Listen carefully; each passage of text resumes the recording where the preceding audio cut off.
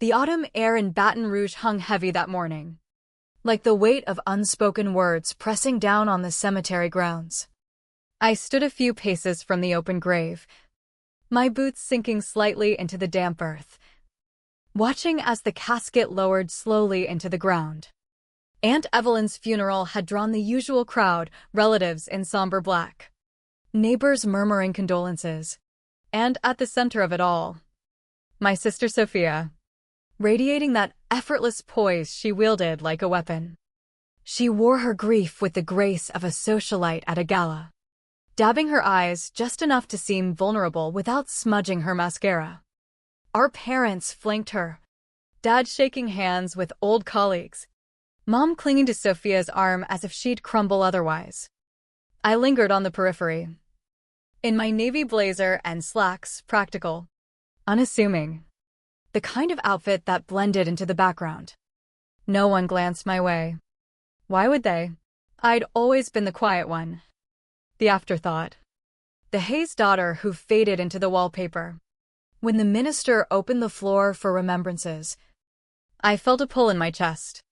Words bubbled up, memories of Aunt Evelyn teaching me to tie knots during summer visits to the bayou, her quiet encouragement when no one else noticed. My foot shifted forward, ready to step up.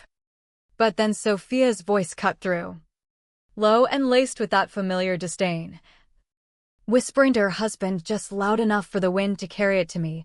What could she possibly add? She's barely part of this family anymore. A ripple of awkward chuckles from nearby cousins sealed it. That old instinct kicked in, the one drilled into me since childhood. Swallow it. Smile faintly. Step back. So I did, retreating to a folding chair that creaked under my weight, folding my hands in my lap as if the sting didn't burn. But it did. It always did. My eyes drifted to Dad, his face lighting up as he boasted to someone about Sophia's latest nonprofit triumph, a foundation aiding veterans. Featured in Forbes. A flash hit me at 17. Overhearing him at a backyard barbecue in Lafayette, telling Uncle Mark, "Emily's sharp, but she's a drain. Sophia's the one with star power, you see it in her stride. Emily just vanishes." That day, I erased "applied to Naval Academy" from my planner, the lemonade turning sour in my mouth. Silence wasn't just safe, it was my assigned role. The burial wrapped, and we shuffled to the community hall for weak coffee and store-bought pastries.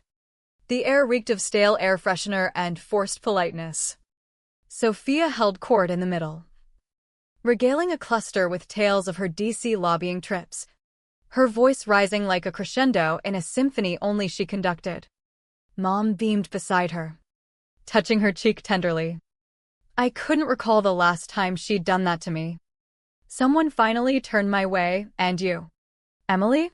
Still pushing papers in that office job?" I offered a tight smile. "Something like that." They nodded, uninterested, pivoting back to Sophia's glow. Under my coat, my phone vibrated. 2 shorts, 1 long. Military code for priority. I ignored it for now. This wasn't the place to reveal what I carried, the classified briefs, the fraud investigations I'd led, the commendations tucked away in my Arlington apartment. They didn't know because they never asked. But that buzz twisted something deeper when I saw the name on the screen later. Hayes Foundation escalated. Sophia's operation. The knot in my gut tightened. I arrived at the post-funeral brunch a bit late, slipping into the hotel conference room where the long table groaned under platters of eggs and fruit. Sophia's laugh echoed from the head, animated as she spun a yarn about charming a senator for funding. I claimed the last seat, a rickety plastic one shoved near the buffet, lower than the rest, like an afterthought for the help. No one acknowledged me. A neighbor gushed over Sophia's TEDx talk on ethical philanthropy. She owned that stage, like she was born for it. Mom chimed in. Always had that spark. Remember her high school valedictorian speech? They all nodded, lost in her myth. Then my young niece piped up. staring at me with innocent curiosity and quiet. Sophia laughed it off, waving a hand. Kids say the darndest things. I gripped my cup, nails digging into the paper. I didn't correct her. Didn't mention I just closed a case exposing embezzlement in a defense contractor, saving taxpayers millions. Their indifference felt almost courteous now. But later, in the polished halls of the Alexandria Federal Building, a clerk mistook me for a juror. I flashed my JAG credentials, Judge Advocate General. Level 5 clearance. His face flushed. Didn't peg you for? Never mind. I nodded. Power like mine didn't need fanfare. It thrived in the oversight they underestimated. Around the corner, I overheard Sophia's lawyer on the phone. The JAG rep's just protocol, a rubber stamp. Won't derail us. A formality? The word curdled in my throat. I clutched the folder with Sophia's name flagged for violations, misuse of federal grants, intellectual theft. This wasn't observation anymore. This was the pivot where silence sharpened into a blade. The photo surfaced while unpacking a box in my DC condo, tucked between old tax forms and a faded service ribbon. Mom at a Baltimore gala, eyes bright with feigned pride, wearing a silver oak leaf pin I'd gifted her after her surgery scare. Engraved subtly, E to M. Strength endures. I'd chosen it carefully, a symbol of quiet resilience. But the back inscription in the article read, Sophia's memento from her Paris summit. She'd never been to Paris. I remembered that night vividly. I'd attended on leave. Handed it to Mom discreetly. By evening's end, it adorned Sophia's gown as she told donors. Picked this up in a quaint boutique abroad. They fawned. I stayed silent. As always, erasing the giver let her own the story. But now, staring at my wall of commendations, framed letters from the Pentagon, no family portraits, I felt the shift.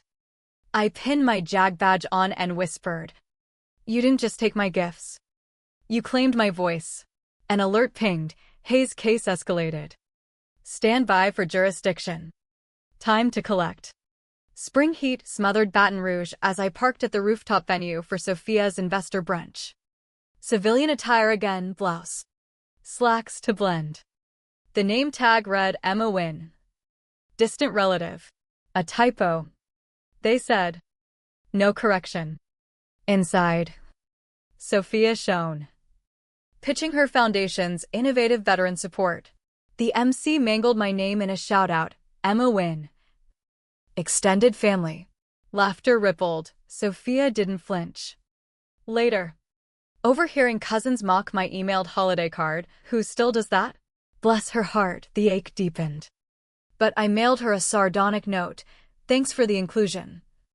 Your distant kin. No signature. Armor and anonymity. The leather journal I wrapped was simple. Initials EHW embossed. Card inside. For the facade you built on forgotten foundations. I mailed it anonymously. Days later, her Instagram flaunted it, touching gift from an old ally. No tag for me.